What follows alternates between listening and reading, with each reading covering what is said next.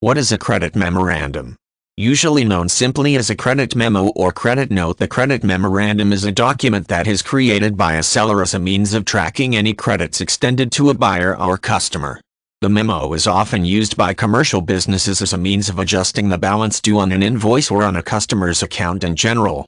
A credit memorandum is also often employed by banks to document adjustments to the balance in a depositor's account that took place due to a factor other than the customer making a deposit.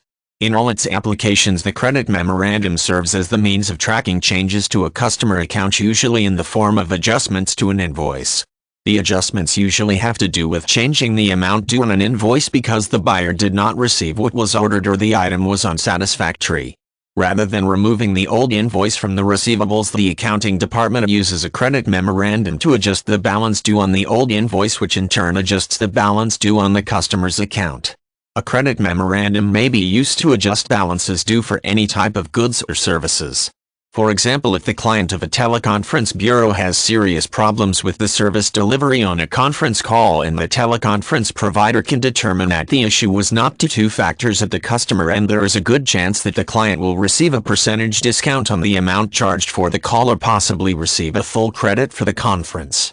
Depending on the practices of the conference call provider, the client may receive an invoice with an attached copy of the credit memorandum or an invoice with a line item noting the issue of a credit note and the adjusted balance due.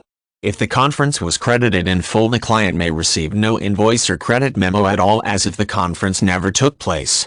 The credit memorandum is an excellent accounting tool that makes it easier to create and maintain a history of what events led to the issue of the credit.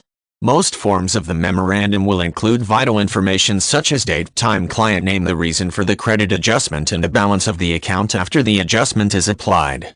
Depending on the policies and procedures of the seller, additional data may also be included.